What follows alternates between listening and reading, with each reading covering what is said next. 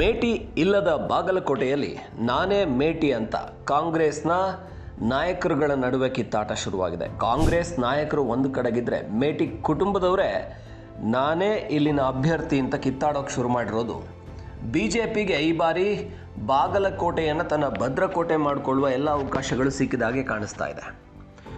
ಇದು ಒಂದು ಕಡೆ ಆದರೆ ದಾವಣಗೆರೆ ದಕ್ಷಿಣ ಕೂಡ ಈ ಬಾರಿ ಕಾಂಗ್ರೆಸ್ಗೆ ಸಂಕಷ್ಟವನ್ನು ತಂದೊಡ್ಡಿದೆ.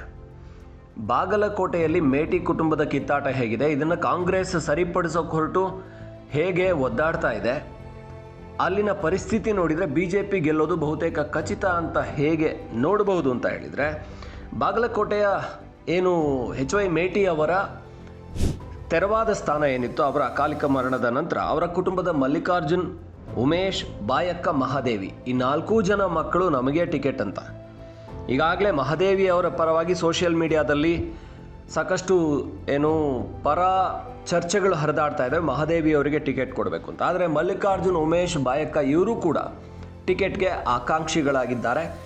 ಇದು ಸದ್ಯ CM ಸ್ಥಾನ ಉಳಿಸ್ಕೊಳ್ಳೋದಕ್ಕೆ ಹರಸಾಹಸ ಪಡ್ತಾ ಇರುವಂಥ ಸಿದ್ದರಾಮಯ್ಯನವರಿಗೆ CM ಸ್ಥಾನಕ್ಕೋಸ್ಕರ ಪಟ್ಟು ಹಾಕಿರುವಂಥ DK ಶಿವಕುಮಾರ್ ಅವರಿಗೆ ಇದು ಒಂಥರ ನುಂಗಲಾರದ ತುತ್ತಾಗಿದೆ. ಇದನ್ನು ಪರಿಹಾರ ಮಾಡೋದಕ್ಕೆ ಸಾಧ್ಯನಾ? ಸಹಜವಾಗಿ ಈ ಬಾಗಲಕೋಟೆ ಇಲ್ಲಿ ಒಂದು ಗೆದ್ದರು ಸೋತರು ಸಮರ್ಥನೆ ಮಾಡ್ಕೋಬೋದು ಬಿಡಿ, ಇದನ್ನು ಹಳೆ ಮೈಸೂರಲ್ಲ ಅನ್ನೋ ಮಟ್ಟಿಗೆ ಸಿದ್ದರಾಮಯ್ಯ, DK ಶಿವಕುಮಾರ್ ಸೈಲೆಂಟ್ ಆದಾಗೆ ಕಾಣಿಸ್ತಾ ಇದೆ. ಆದರೆ ಕಾಂಗ್ರೆಸ್ ಪ್ರಯತ್ನವನ್ನು ಬಿಟ್ಟಿಲ್ಲ.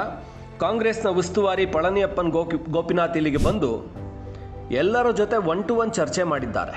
ಅಂದರೆ ಮೇಟಿಯ ಮಕ್ಕಳ ಜೊತೆ HY ಮೇಟಿಯವರ ಮಕ್ಕಳೇನಿದ್ದಾರೆ ಮಹಾದೇವಿ, ಮಲ್ಲಿಕಾರ್ಜುನ್, ಬಾಯಕ್ಕ, ಉಮೇಶ್ ಜೊತೆ ಚರ್ಚೆ ಮಾಡಿದ್ದಾರೆ. ನೋಡ್ರಪ್ಪ, ಟಿಕೆಟ್ ನಿಮ್ಮ ಕುಟುಂಬಕ್ಕೆ ಕೊಡ್ತೀವಿ, ಆದರೆ ಯಾರಿಗೆ ಕೊಡ್ತೀವಿ ಅಂತ ಅನ್ನೋದನ್ನು ಸ್ವಲ್ಪ ತಾಳ್ಮೆಯಿಂದ ಇರಿ, ಕಿತ್ತಾಡಬೇಡಿ ಅಂತ ಹೇಳಿದ್ದಾರೆ. ಆದರೆ ಕೇಳೋದಕ್ಕೆ ರೆಡಿ ಇಲ್ಲ. ಹೀಗಾಗಿ ಇಲ್ಲಿ ಬಾಗಲಕೋಟೆ BJP ಪಾಲಿಗೆ ವೀರಣ್ಣ ಚರಂತಿಮಠ್ ಅನುಭವಿ, ಹಿಂದೆ ಕೂಡ ಶಾಸಕರಾಗಿ HY ಮೇಟಿ ಅವ್ರನ್ನ ಸೋಲಿಸ್ತಾ ಇದ್ದವರು, ಹಾಗೆ ದೊಡ್ಡ ಅಂತರದಲ್ಲೇನು ಸೋತಿಲ್ಲ, ಸಣ್ಣ ಅಂತರದಲ್ಲಿ ಸೋತಿರೋದು, ಇದು ದೊಡ್ಡ ಪ್ಲಸ್ ಆಗ್ತಾ ಇದೆ.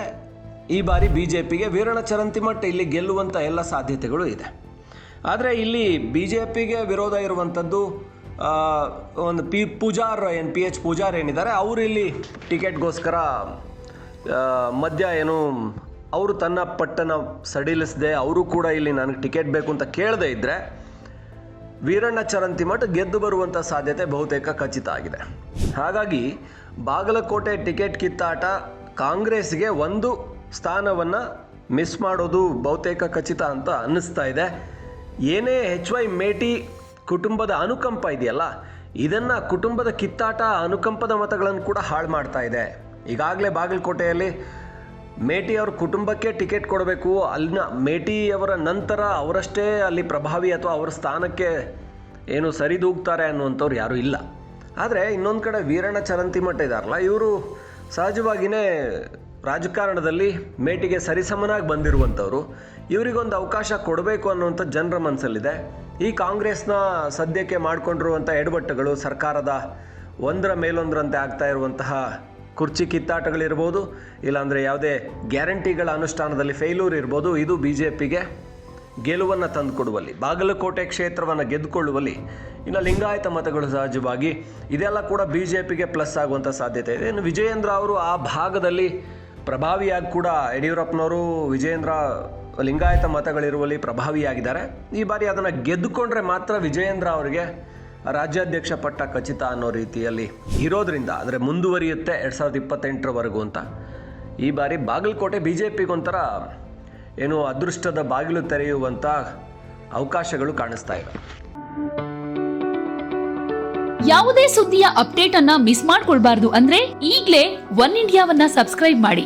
ನಿಮಗೆ ಬೇಕಾದ ಭಾಷೆಯಲ್ಲಿ ಎಲ್ಲಾ ಸುದ್ದಿ ತಿಳಿಬೇಕು ಅಂದ್ರೆ ಒನ್ ಇಂಡಿಯಾ ಆಪ್ ಅನ್ನ ಡೌನ್ಲೋಡ್ ಮಾಡ್ಕೊಳ್ಳಿ.